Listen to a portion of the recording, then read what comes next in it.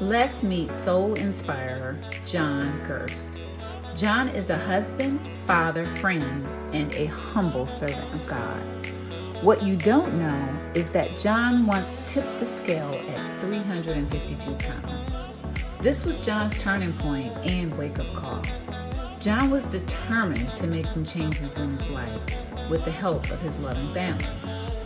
Join us as we learn more about John's journey and his transformation. Hey, I'm John, once again. Hey, everybody. 44 years old, originally from Long Island, New York. So, the shortened version. 5 years ago, I went to the doctor for a cold or a sinus infection. And the part of the doctor I hated the most was get on the scale. Because I feel I'm just here for a cold, you don't have to weigh me. And I got on the scale and it said 352 pounds. And when I finally got to see the doctor, to tell you the truth, she didn't care about my cold or the sinus infection, whatever it was. All she cared about was my weight. And we began to discuss a weight loss plan, and she said, you have to lose this weight to stay healthy. At the time, my son was maybe 5, and I realized that, I want to be around for him. So that kind of started the whole plan, and my wife joined me on the journey. We started eating right, started working out. And I was going to a weight loss doctor, and he wanted to do surgery, but I didn't want to do surgery because so many people I knew who had got surgery gained it back. And surgery is their path, that's your path, so I don't knock anybody who's had the surgery. But I said, you know something? I want to do this the old-fashioned way. And luckily the doctor's office had workout specialists and nutritionalists, and I learned how to count carbs and count calories and all this counting I was never doing. I learned what a serving size was, and I realized that I was eating enough macaroni for a family of 4. Calories cool, but when I realized I was eating all 5 servings of that, and so just those different things along the way, and God is faithful between that, and 5 years later, I'm glad to be here, 125 pounds lighter, so. Having a 5-year-old son, and we're getting to the age now where unfortunately we're losing friends and college buddies are dying and people dying of heart attacks and different just health-related diseases. I said, I don't want to be part of that statistic. And of course, as Black people and the blood pressure and diabetes and certain things that just run in our community, I was already pre-diabetic at the time, didn't even realize it.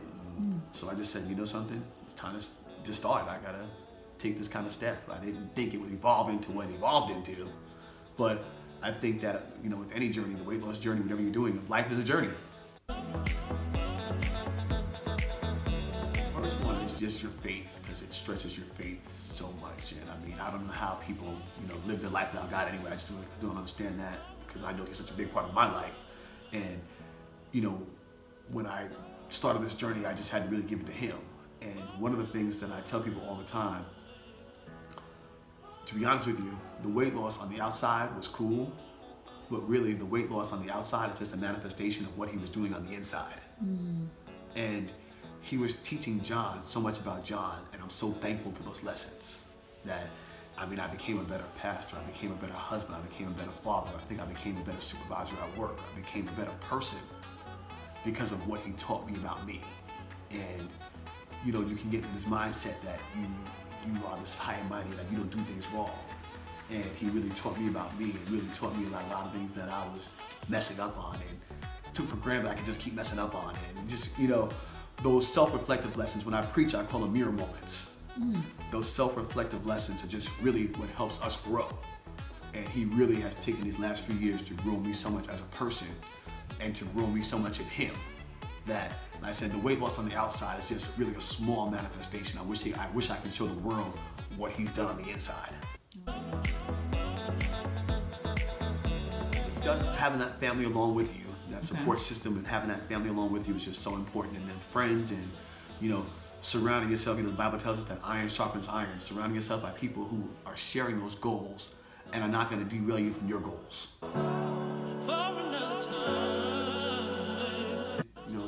Stay focused on that goal and don't quit it. I think about it every day. I tell people all the time, my goals wake me up at night. They wake me up in the morning. When I don't feel like going to run at 6 o'clock in the morning, and I know I'm meeting a group of people at the Dow at 6 a.m., I got to get up and go. Those goals keep me going. Right. I started running. I was able to link up with the local Charlotte Black Men Run chapter, and I started running. And like I said, it went from 5Ks to 10Ks to train for my first half marathon. And I told my doctor I'm running a half marathon. He said, we got to do triathlon. And I said, man, I haven't rode a bike since I was 10. And he said, you got to do triathlon. So I called a buddy of mine who was a triathlete. He was actually selling his old bike. So I went to his house and bought his bike. And I had to get back in the water. I hadn't swam, tried to swim laps in years. But next thing you know, it all evolved. My name is Charles. I'm Denise. I am John's wife and Charles's mother. I prioritize. So the first thing that I do when I wake up in the morning is pray. That's the first thing before I even get out of bed. I pray because I want to set the tone for my day, for whatever may come. I pray and then I have a devotional and I do my devotion, and that's before my feet hit the ground. So then I get up, and most of the time there's a small amount of time where there's a little quiet time that I can enjoy before I turn on the lights, before I wake Charles up. If it's a training morning, then I'm up before anybody else and I'm praying and doing my devotion and then getting ready to go out on my training run. If John is training, a lot of times he'll come and do a second workout or train in the garage. And every now and again we'll go in and we'll keep him company, end up training too in the garage. Just to have that time together so that it's not an entire day and we've only seen each other 5 minutes. So guys, I just want to thank you for your time Thank you. today. Thank you for having I really us. enjoyed it, and I know people are going to love your story. So it's not just John's story, but it's also your love story. Yeah, everybody. So love seeing your family. So thank you guys. Thank you. Thank Camera's you. up. I can put that headline now.